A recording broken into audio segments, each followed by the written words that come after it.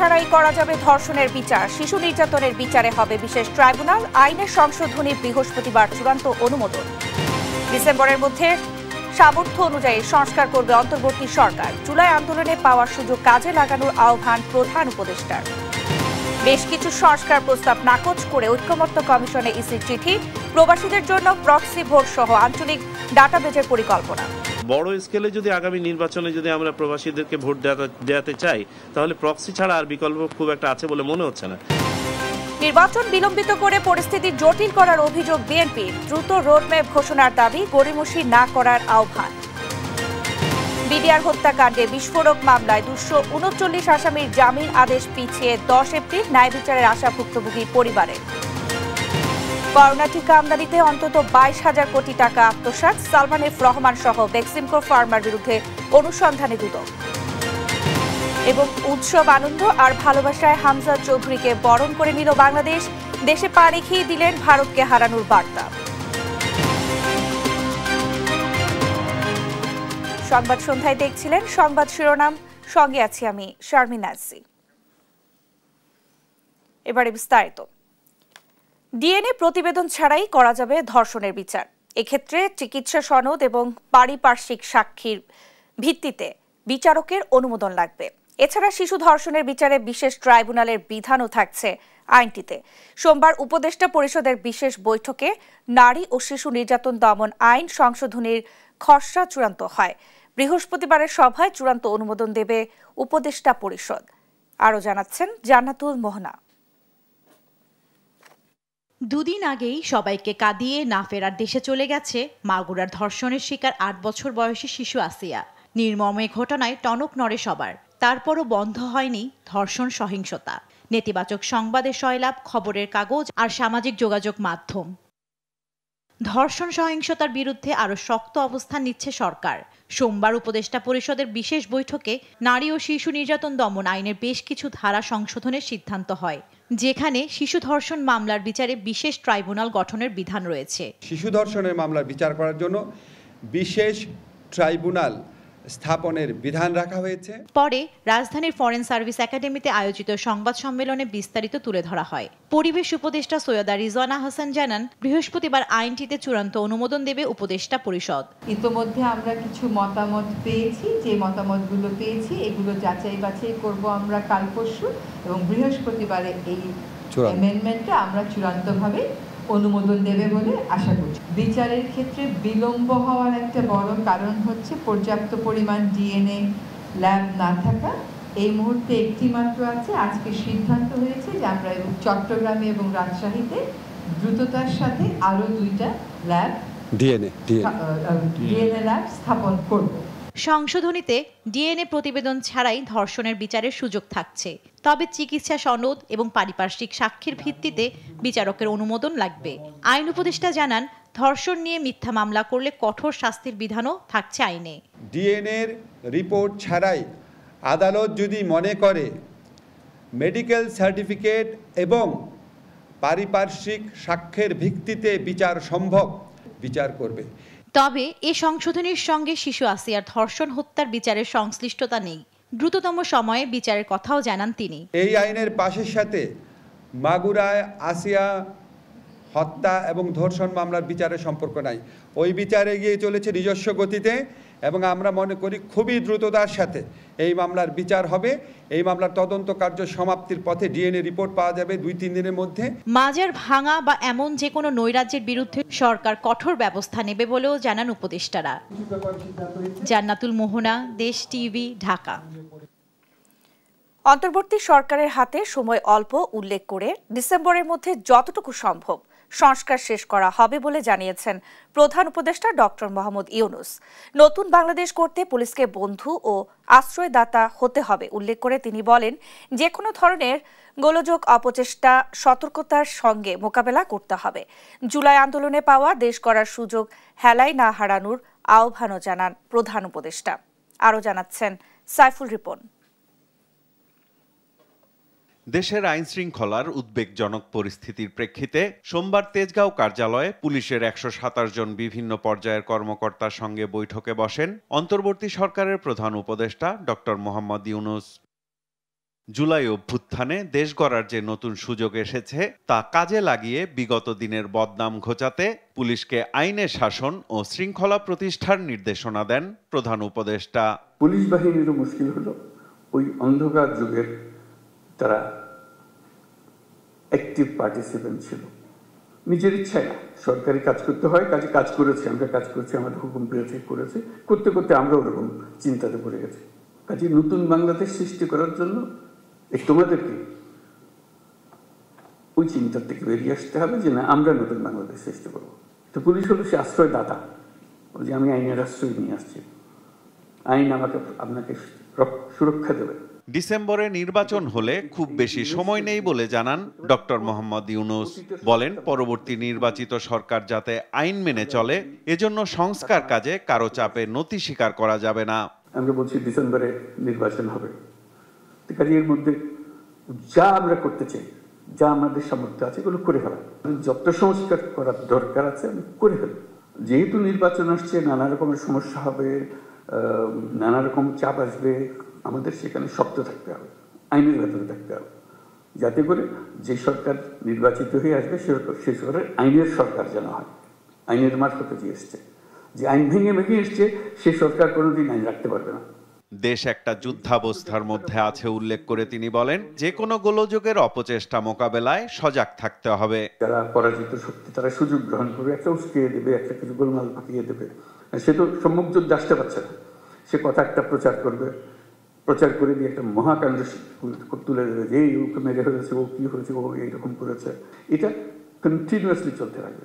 যতই নির্বাচন কাছে আসবে ততই তীব্রতর হবে, কেন ওই পরিবর্তন হয়ে গেলে আবার তারা মনে করবে যে আমরা আরেকবার পরাজিত হয়ে গেলাম। এটা তীব্রতর করতেই থাকবে।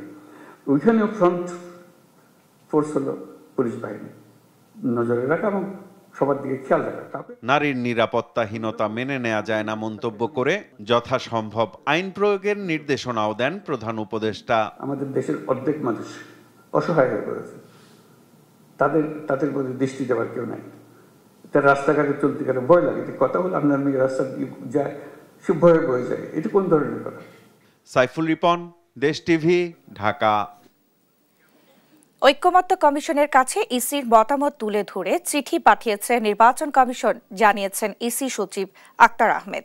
সোমবার জাতীয় ঐক্যমত্য কমিশনে চিঠি দিয়েছে ইসি। ভিন্নমত জানিয়ে নির্বাচন কমিশন থেকে ঐক্যমত্য কমিশনে চিঠি পাঠানো হয়েছে। 9 থেকে 10টি বিষয়ে ভিন্নমত পোষণ করছে ইসি। এই বিষয়ে ঐক্যমত্য কমিশনের সহ সভাপতি ডক্টর আলী রিয়াজকে চিঠি দেওয়া হয়েছে বলে জানান ইসি সচিব। আপত্তিটা এটা খুব জোরালো এবং এর কনোটেশনটা ডিফারেন্ট। আমি বলছি যে ভিন্নমত দিয়েছেন, ভিন্নমত কয়টা প্রকাশ করেছে, মানে কয়টা বিষয় স্যার? 7টা কি 8টার ব্যাপারে, 8টা বিষয়ের উপরে বোধহয় 9 কি 10টা আমি গুনে রাখি নাই।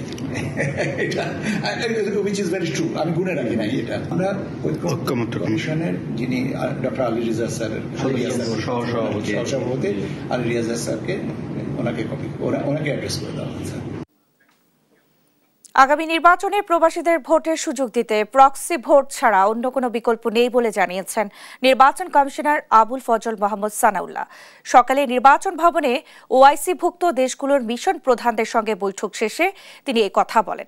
জানান, বাংলাদেশের আগামী নির্বাচন সুষ্ঠু, নিরপেক্ষ ও আন্তর্জাতিক মানের করতে সব ধরনের সহায়তা দিবে ওআইসি। শিউলি রায়ের রিপোর্ট। ত্রয়োদশ জাতীয় সংসদ নির্বাচন সামনে রেখে ইসির প্রস্তুতি ও কাজের অগ্রগতি নিয়ে সোমবার নির্বাচন ভবনে ওআইসি-ভুক্ত 10টি দেশের 11 জন মিশন প্রধানের সঙ্গে বৈঠক করেন প্রধান নির্বাচন কমিশনার এএমএম নাসির উদ্দিন। এ সময় 4 নির্বাচন কমিশনার এবং কমিশনের ঊর্ধ্বতন কর্মকর্তারা উপস্থিত ছিলেন। প্রায় 1 ঘন্টার বৈঠকের পর ওআইসির প্রতিনিধি দলের পক্ষ থেকে জানানো হয়, বাংলাদেশের আগামী নির্বাচন সুষ্ঠু, নিরপেক্ষ ও আন্তর্জাতিক মানের করতে সব ধরনের সহায়তা দেবে তারা। Malaysia will support all the reforms being undertaken by the Bangladesh government, including the electoral reforms. And Malaysia is willing to share its experience especially for the overseas voters, for a free, fair and credible election. নির্বাচন commissioner Sanaullah জানান, আগামী নির্বাচনে প্রবাসীদের vote দেওয়ার সুযোগ দিতে ইসির হাতে প্রক্সি ভোটের কোনো বিকল্প নেই। আমরা যদি সত্যিকার অর্থে আমাদের প্রবাসীদেরকে ভোট দেওয়ার সুযোগ দিতে চাই, তাহলে কোনো না কোনো একটা অপশন বা সব অপশনের কম্বিনেশন আমাদেরকে নিতে হবে। আর বড় স্কেলে যদি আগামী নির্বাচনে যদি আমরা প্রবাসীদেরকে ভোট দেওয়াতে চাই, তাহলে প্রক্সি ছাড়া আর বিকল্প খুব একটা আছে বলে মনে হচ্ছে না। ভোটার তালিকায় 11,783 জনকে অন্তর্ভুক্ত করেছে নির্বাচন কমিশন। বর্তমানে 7টি দেশে কাজ চলছে। পর্যায়ক্রমে 33টি দেশে ভোটার নিবন্ধন করা হবে। এক লার্জ আমরা বলেছি, আমরা কোনো স্পেসিফিক কিছু বলি নাই, যেমন আমাদের ক্যাপাসিটি বিল্ডিং এ। এদিকে উপজেলা, জেলা ও আঞ্চলিক নির্বাচন অফিসে ডাটাবেস সার্ভার তৈরির উদ্যোগ নিয়েছে কমিশন। 2028 সালের মধ্যে কাজ শেষ করতে প্রায় $41 মিলিয়ন প্রকল্প নেওয়া হয়েছে। মোহাম্মদ সাকিব, দেশ টিভি, ঢাকা। 111-এর মতো আবারও বিএনপিকে মিডিয়া ট্রায়ালের মুখোমুখি করা হচ্ছে বলে অভিযোগ করেছেন দলটির ভারপ্রাপ্ত চেয়ারম্যান তারেক রহমান। রাজধানীতে এক ইফতার মাহফিলে ভার্চুয়ালি অংশ নিয়ে এ অভিযোগ করেন তিনি। বলেন, গণতন্ত্র, সার্বভৌমত্ব এবং জাতীয়তাবাদী শক্তির বিরুদ্ধে গভীর ষড়যন্ত্র চলছে। এখান থেকে উত্তরণে সবাইকে ঐক্যবদ্ধ হওয়ার আহ্বানও জানান তারেক রহমান। বাংলাদেশি জাতীয়তাবাদী শক্তির বিরুদ্ধে, একই সাথে দেশের স্বাধীনতা সার্বভৌমত্বের বিরুদ্ধে তারা তাদের অবস্থান থেকে তাদের সাথে যে সকল মিডিয়া হাউসের সম্পর্ক আছে তাদের মাধ্যমে ঠিক 111-এর সময় যেভাবে বিএনপিকে মিডিয়া ট্রায়ালের সম্মুখীন করা হয়েছিল, ঠিক একইভাবে এরকম একটি প্রেক্ষাপট ধীরে ধীরে তৈরি করার চেষ্টা তারা করছে। স্বৈরাচারের সময় জনগণের কথা, বাংলাদেশ জাতীয়তাবাদী দলের কথা আপনারা যেমন জনগণের কাছে পৌঁছে দিয়েছিলেন, আজও আবার আপনাদেরকে সেই কাজটি করার প্রয়োজনীয়তা যে কোনো সময় থেকে বেশি। প্রধান উপদেষ্টাকে শান্তির প্রতীক হয়ে সুষ্ঠু নির্বাচনের মাধ্যমে শান্তি ফিরিয়ে আনার আহ্বান জানিয়েছেন বিএনপি স্থায়ী কমিটির সদস্য সেলিমা রহমান। আর দলটির সিনিয়র যুগ্ম মহাসচিব রুহুল কবির রিজভীর আশঙ্কা, নির্বাচনের মাধ্যমে জনগণের ক্ষমতা ফিরিয়ে দিতে গড়িমসি করলে ভিন্ন পরিস্থিতি তৈরি হতে পারে।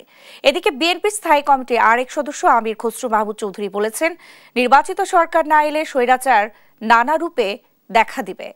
নিয়াজ মোর্শেদের রিপোর্ট। রাজধানীর নয়াপল্টনে বিএনপির কেন্দ্রীয় কার্যালয়ের সামনে নারী নির্যাতনের বিরুদ্ধে এই বিক্ষোভ কর্মসূচি পালন করে জাতীয়তাবাদী মহিলা দল। কর্মসূচিতে যোগ দিয়ে বিএনপির সিনিয়র যুগ্ম মহাসচিব রুহুল কবির রিজভী বলেন, 15 বছরের বিএনপির আন্দোলন আর জুলাই অভ্যুত্থানের আন্দোলন নিয়ে যেন উপদেষ্টারা বিভাজন না করে। জুলাই আগস্টের যে আন্দোলন, চূড়ান্ত আন্দোলন, এটা তো 15 বছরের যে গণতন্ত্রকামী রাজনৈতিক দল বিএনপির নেতৃত্বে যে আন্দোলন করেছে তার তো চূড়ান্ত বহিঃপ্রকাশ। এটাকে আপনারা বিভাজন করছেন কেন? এ সময় বিএনপির স্থায়ী কমিটির সদস্য সেলিমা রহমান আহ্বান জানান, প্রধান উপদেষ্টা যেন শান্তির প্রতীক হয়ে সুষ্ঠু নির্বাচনের মাধ্যমে দেশে শান্তি ফিরিয়ে আনেন। ডক্টর ইউনূসকে আবারও আমি আহ্বান জানাবো, আজকে নানা রকম বিভ্রান্তিমূলক কথা শোনা যাচ্ছে, আমি বলবো আপনি শান্তির প্রতীক হয়ে বাংলাদেশে শান্তি স্থাপন করুন এবং একটি সুন্দর নির্বাচন দিয়ে জনগণের আস্থা ফিরিয়ে নিয়ে আসুন। এদিকে ঢাকা রিপোর্টার্স ইউনিটিতে গণতান্ত্রিক বাম ঐক্যের আলোচনা সভায় দলটির আরেক স্থায়ী কমিটির সদস্য আমির খসরু মাহমুদ চৌধুরী বলেন, যতক্ষণ পর্যন্ত নির্বাচিত সরকারের মাধ্যমে জনগণের অধিকার প্রতিষ্ঠা পাবে না, ততক্ষণ স্বৈরাচার বিদায় হবে না, বিভিন্ন রূপে ফিরে আসতে পারে তারা। বাংলাদেশের জনগণ তাদের নির্বাচিত সরকার, নির্বাচিত সংসদ এর মাধ্যমে দেশ পরিচালনায় জনগণের অংশগ্রহণ, সমর্থন পরিপূর্ণভাবে পাবে, ততক্ষণ স্বৈরাচার বিদায় হবে না। স্বল্প ও দীর্ঘমেয়াদী সংস্কার প্রস্তাবনার সমালোচনাও করেন তিনি। স্বল্প মেয়াদে, মধ্যমেয়াদে, দীর্ঘমেয়াদে। নিয়াজ মোর্শেদ, দেশ টিভি, ঢাকা। তৃতীয় দফায় পিছিয়ে গেল পিলখানা হত্যার ঘটনায় বিস্ফোরক মামলায় 239 জনের জামিনের আদেশ। আরও যাচাই বাছাইয়ের পর আগামী 10 এপ্রিল জামিনের সিদ্ধান্ত নেওয়া হবে বলে জানিয়েছেন আদালত। আরও জানাচ্ছেন তারেক মাহমুদ সুজন। গেল 19 জানুয়ারি পিলখানা হত্যাকাণ্ডে বিস্ফোরক মামলা থেকে 178 জন বিডিআর সদস্যকে জামিন দেন আদালত। এরপর গেল বৃহস্পতিবার নতুন আরও 239 জনের জামিনের বিষয়ে শুনানি অনুষ্ঠিত হয়। জামিনের আদেশ প্রদানে একাধিক তারিখ ঘোষণার পর এবার আবারও পেছালো জামিন আদেশ। নতুন তারিখ আগামী 10 এপ্রিল। ঢাকার বিশেষ জজ আদালত 2-এর বিচারক মোহাম্মদ ইব্রাহিম মিয়া এ আদেশ দেন। অধিকাংশ আসামিদের একাধিক জামিন আবেদন এবং মৃত্যুদণ্ড ও যাবজ্জীবন প্রাপ্ত আসামিদের জামিন চাওয়ায় মামলার নথিপত্র যাচাই বাছাইয়ে ও চূড়ান্ত আদেশে সতর্ক থাকতে সময় লাগছে বলে জানান রাষ্ট্রপক্ষের আইনজীবী। 150 জন আসামির হচ্ছে ডবল নাম, একজন আসামির নাম আছে মৃত্যুদণ্ড প্রাপ্ত, তার জামিন চাওয়ার কোনো সুযোগ বা জামিন দেওয়ার কোনো সুযোগ এই আদালতের অবশ্যই নাই। যাবজ্জীবন কারাদণ্ডপ্রাপ্ত বেশ কিছু আসামির নাম এই আজকের দরখাস্তগুলোর মধ্যে আছে। জানান 287 জন সাক্ষীর অনেকে আসামিদের বিরুদ্ধে সাক্ষ্য দিয়েছেন। একই সঙ্গে ভুল ত্রুটি এড়াতে এবং সততার সঙ্গে রায় দিতে সতর্ক রয়েছে আদালত। 287 জন সাক্ষী এই মামলায় জবানবন্দি দিয়েছে আসামিদের বিরুদ্ধে। এই 287 জন সাক্ষী অনেক আসামির বিরুদ্ধে বক্তব্য দিয়েছেন। একপাক্ষিক আবেগ না দেখিয়ে সবার প্রতি মানবিক হওয়ার আহ্বান করেন রাষ্ট্রপক্ষের এই আইনজীবী। 74 জন লোক এই দেশে মারা গিয়েছে। এই অংশটায় যারা বিচার প্রার্থী ক্ষতিগ্রস্ত পরিবার, তাদের আবেদন, তাদের কান্না, তাদের আহাজারি, তারা বিচার প্রার্থনা করছেন, সেই অংশটা কি মানবিক নয়? তারেক মাহমুদ সুজন, দেশ টিভি, ঢাকা। শেয়ার বাজার ধ্বংসের মাস্টারমাইন্ড সালমান এফ রহমানের বিরুদ্ধে এবার করোনাকালে ভ্যাকসিন আমদানির নামে কয়েক হাজার কোটি টাকা লুটের অভিযোগ উঠেছে। অন্তত 22,000 কোটি টাকা আত্মসাতের অভিযোগে সালমান এফ রহমান, জাহিদ মালেক সহ ভ্যাকসিমকো ফার্মার বিরুদ্ধে অনুসন্ধানের সিদ্ধান্ত নিয়েছে দুদক। একই দিন প্রায় 362 কোটি টাকা অস্বাভাবিক লেনদেনের অভিযোগে যশোর 6 আসনের সাবেক এমপি শাহিন চাকলাদার ও তার স্ত্রীর বিরুদ্ধে মামলা করেছে সংস্থাটি। ফজলে আদিত্যের প্রতিবেদন।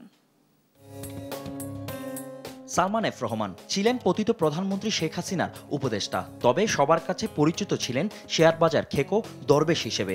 এবার তার বিরুদ্ধে করোনাকালে মানুষের অসহায়ত্বকে পুঁজি করে 22,000 কোটি টাকা লুটের অভিযোগ উঠেছে।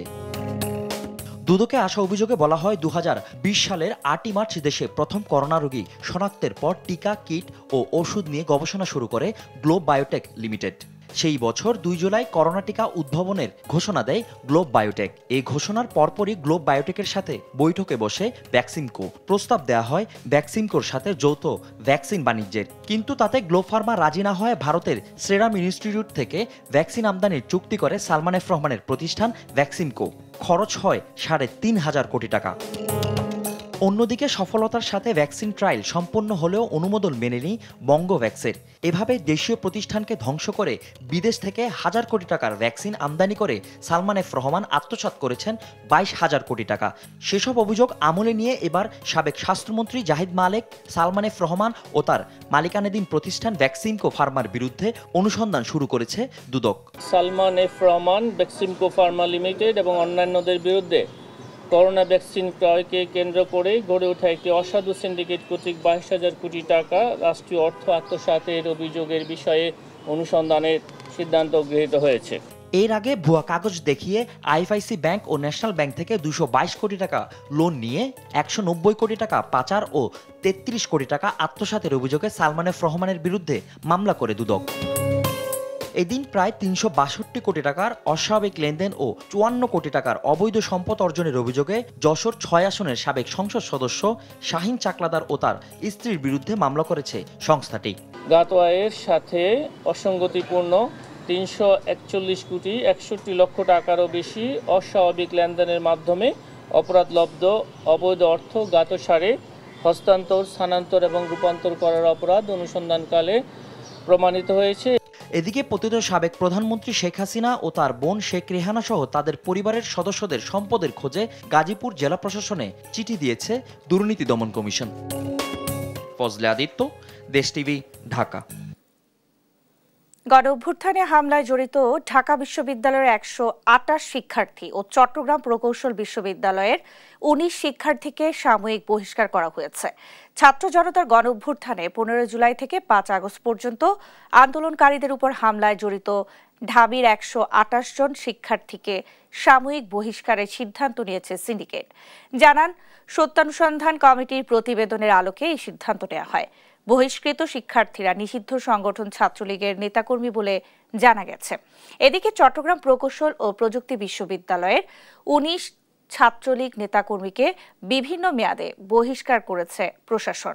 এর মধ্যে 7 জনকে বিভিন্ন মেয়াদে শিক্ষা কার্যক্রম ও স্থায়ীভাবে আবাসিক হল থেকে বহিষ্কার করা হয়, আর আবাসিক হল থেকে সাময়িক বহিষ্কার করা হয়েছে 12 জনকে। সিন্ডিকেটে এটা কনফার্ম না, আমি একটু আলোচনা হয়েছে, বিষয়টা আলোচনায় আসছিল। বিষয়টা আলোচনায় এসেছিল, বেশ বিস্তারিত আলোচনায় হয়েছে এটা। বাংলাদেশ এয়ারপোর্ট সিকিউরিটি ফোর্স গঠনের প্রস্তাব বাতিল ও এভিয়েশন সিকিউরিটি বিভাগের স্বার্থ সংরক্ষণের দাবিতে বিক্ষোভ মিছিল ও মানববন্ধন করেছে বেবিচকের কর্মকর্তা কর্মচারীরা। সোমবার বেবিচক সদর দপ্তর ও সৈয়দপুর বিমানবন্দরের সামনে এই কর্মসূচি পালন করা হয়। এ সময় প্রতিষ্ঠানটির এফসেক বিভাগ অকার্যকর করার ষড়যন্ত্র বন্ধ চেয়ে বেবিচকের অর্গানোগ্রাম বাস্তবায়নের লক্ষ্যে ইন-এইড টু সিভিল পাওয়ারের আওতায় সব জনবল প্রত্যাহার সহ ৬ দফা দাবি জানান আন্দোলনকারীরা। আলিমুজ্জামান সাফওয়ানের রিপোর্ট। বেসামরিক বিমান চলাচল কর্তৃপক্ষ বেবিচক সদর দপ্তর ও দেশের সব বিমানবন্দর থেকে বিমান বাহিনীর সদস্যদের প্রত্যাহার সহ ৬ দফা দাবিতে বিক্ষোভ মিছিল করেছে বেবিচকের সাধারণ কর্মচারীরা। সোমবার সকালে বেবিচক সদর দপ্তর থেকে মিছিল নিয়ে উত্তরামুখী সড়ক অবরোধ করে তারা। এ সময় প্রতিষ্ঠানটির অ্যাপসেক বিভাগ অকার্যকর করার ষড়যন্ত্র বন্ধ চেয়ে বেবিচকের অর্গানোগ্রাম বাস্তবায়নের লক্ষ্যে ইন-এইড টু সিভিল পাওয়ারের অধীন সব জনবল প্রত্যাহারের দাবি জানান তারা। কোনো এয়ারপোর্ট থাকবে না, এয়ারপোর্ট ছাড়াও সিভিল এভিয়েশন বাঁচাও। আমরা চেয়ারম্যানের পদত্যাগ করব যদি ওনারা যদি বাংলাদেশ এয়ারপোর্ট এখান থেকে না যায়। কোনো বিমান বাহিনী এখানে থাকবে না, একটাই দাবি চেয়ারম্যানের পদত্যাগ চাই আমরা। 5 জন হচ্ছে এয়ারপোর্টের আর 3 জন হচ্ছে সিভিলের, অর্থাৎ 8টা ভোটের মধ্যে 5টা ভোট তাদের। একই দাবিতে বিক্ষোভ মিছিল ও সমাবেশ করেছে সৈয়দপুর বিমানবন্দরে কর্মরত বেবিচকের কর্মকর্তা কর্মচারীরা। এয়ারপোর্ট সিকিউরিটি ফোর্স গঠনে সব কার্যক্রম বন্ধ করার দাবি জানান তারা। সিভিল এভিয়েশন একটা ফোর্স আমাদের তো আছেই, এই শর্তেও বিমান বাহিনী নতুন করে তাদের 70% লোক নিয়োগ করে নতুন একটা এয়ার ফোর্স গঠন করতে যাচ্ছে, যেটার বিরুদ্ধে আমরা কথা বলছি। কারণ এরা হচ্ছে প্রতিদিন দৈনিক ভাতা, পোশাক ভাতা পাচ্ছে, হ্যাঁ, তারপরে এরা সকল বিদেশ সফর, তারপর হচ্ছে সকল ধরনের সুযোগ সুবিধা পাচ্ছে, কিন্তু ওরা নিজেদের প্রতিষ্ঠানও পাচ্ছে, আমাদের প্রতিষ্ঠানও পাচ্ছে। 70% জনবল হবে বাংলাদেশ এয়ারফোর্স থেকে। বিদ্যমান একটি এভিয়েশন সিকিউরিটি ফোর্স থাকা সত্ত্বেও এটা কেন হচ্ছে সেটার বিপক্ষে আমাদের মূল দাবি। তবে এসব কার্যকলাপ বেবিচকের ভাবমূর্তি ক্ষুণ্ণ করতে বিশেষ একটি মহলের স্বার্থ রক্ষায় করা হচ্ছে বলে জানিয়েছে বেবিচক সদর দপ্তর। আলিমুজ্জামান সাফওয়ান, দেশ টিভি, ঢাকা। বাংলাদেশ ও পাকিস্তানের সম্পর্কে ইতিহাস উত্তেজনাপূর্ণ হলেও পরিবর্তিত রাজনৈতিক পরিস্থিতিতে দুদেশের মধ্যে বাড়ছে কূটনৈতিক ও সামরিক যোগাযোগ। বিশেষ করে ছাত্র জনতার অভ্যুত্থানে শেখ হাসিনা সরকারের পতনের পর দুদেশ ঐতিহাসিক শত্রুতার পেছনে ফেলে বৃদ্ধি করছে পারস্পরিক সহযোগিতা। বাংলাদেশ পাকিস্তানের এই সম্পর্ককে নিবিড় পর্যবেক্ষণে রেখেছে ভারত। রায়হান কবির শুভ্রের ডেস্ক রিপোর্ট। গেল বছর আগস্টে ছাত্র জনতার আন্দোলনে ক্ষমতাচ্যুত হন তৎকালীন প্রধানমন্ত্রী শেখ হাসিনা। পরে বোন রেহেনাকে নিয়ে ভারতে আশ্রয় নেন তিনি। পরিবর্তিত পরিস্থিতিতে ভারতের সঙ্গে সম্পর্কে যেমন টানাপোড়েন তৈরি হয়েছে, তেমনি পাকিস্তানের সঙ্গে বেড়েছে ঘনিষ্ঠতা। ঢাকা ইসলামাবাদ সম্পর্কের এই উন্নতি সতর্ক পর্যবেক্ষণে রেখেছে দিল্লি। ভারতের ভূখণ্ড দ্বারা বিচ্ছিন্ন বাংলাদেশ পাকিস্তানের মধ্যে রয়েছে গভীর বেদনাদায়ক ঐতিহাসিক সম্পর্ক। 1971 সালে স্বাধীনতার জন্য সংগ্রাম শুরু করে তৎকালীন পূর্ব পাকিস্তান। 9 মাসের রক্তক্ষয়ী যুদ্ধের সময় বাংলাদেশকে সমর্থন করে ভারত। এক পর্যায়ে প্রতিষ্ঠিত হয় স্বাধীন সার্বভৌম বাংলাদেশ। অর্জিত এই স্বাধীনতা, সে সময়ের ক্ষত এখনো গভীর। তারপরেও সময়ের সঙ্গে ঢাকা ইসলামাবাদ সম্পর্কের হয়েছে উন্নতি। গেল 15 বছর ধরে পাকিস্তান বাংলাদেশ সম্পর্ক কিছুটা কঠিন পথে ছিল, তবে এই সম্পর্কটি এখন দুটি স্বাভাবিক প্রতিবেশী দেশের মতো অবস্থায় ফিরে আসছে বলে মনে হচ্ছে। ঢাকা ও ইসলামাবাদের মধ্যে সম্পর্ক পুনরুজ্জীবিত করাকে কৌশলগত পদক্ষেপ হিসেবে দেখছেন লন্ডনের কিংস কলেজের সিনিয়র ফেলো এবং পাকিস্তানি শিক্ষাবিদ আয়েশা সিদ্দিকা। তবে স্বাধীনতা যুদ্ধের সময় সংঘটিত অপরাধের জন্য পাকিস্তানের দায় স্বীকার করে ক্ষমা চাওয়া উচিত বলে মনে করেন ইকরাম সেহগালের মতো সাবেক পাকিস্তানি সামরিক কর্মকর্তা।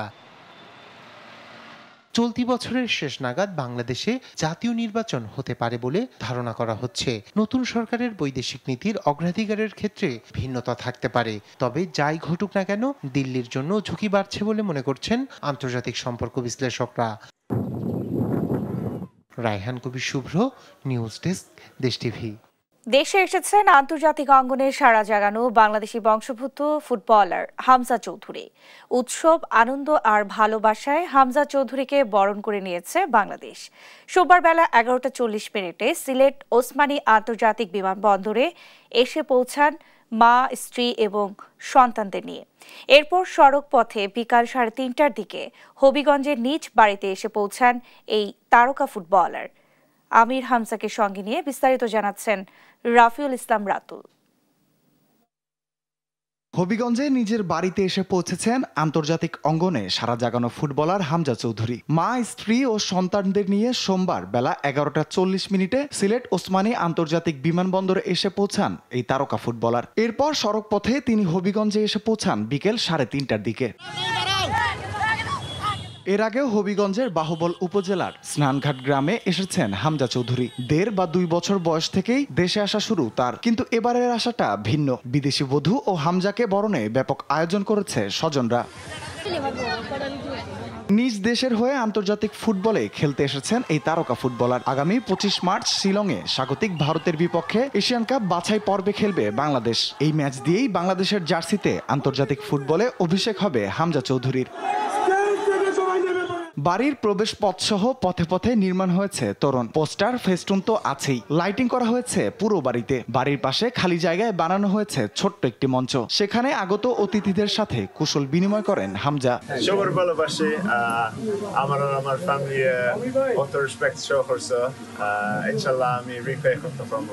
আমরা ইন্ডিয়ার কথা আমরা কনসেন্ট্রেট করতেছি না, আমরা খালি আমরা কথা কনসেন্ট্রেট করতেছি। মঙ্গলবার আবার ঢাকায় আসবেন হামজা। বুধবার থেকে জাতীয় দলের সাথে প্র্যাকটিস করবেন তিনি। অন্যদিকে মঙ্গলবার সকালেই সৌদি আরব থেকে দেশে ফিরবে বাংলাদেশ জাতীয় ফুটবল দল। রাফিউল ইসলাম রাতুল, স্পোর্টস ডেস্ক, দেশ টিভি।